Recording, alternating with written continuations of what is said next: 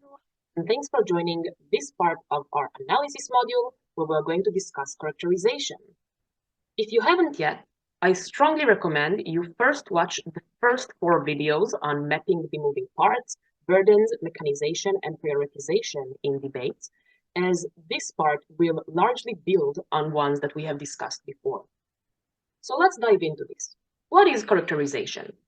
Characterization is a description of the nature and distinctive behavior of someone or something. It's the story we tell behind our arguments. In debate, characterization is important in the first place because it makes our mechanisms sound more plausible and persuasive by giving them a pump of intuition and realistic grounding.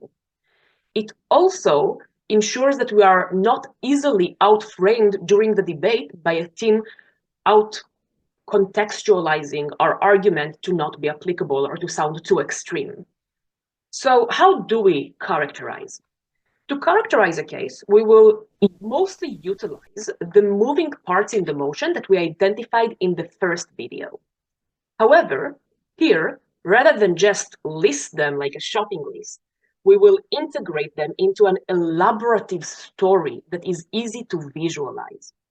The story we tell can be one of endogenous nature, meaning a story that takes place inside an actor's head, using factors that are specific to them and part of their nature, such as their values, incentives, emotions, beliefs, upbringing, etc. Or it can be of exogenous nature, so a story that takes place in the surrounding environment, describing a picture of the world around the actor, their place in society, their responsibilities, their superiors and colleagues and different people that influence them, and so on. How do we practice this? As usual, we do this process for different motions and different arguments in our free time. We suggest setting yourselves measurable targets in order to track your progress and gradually increase the difficulty with harder goals.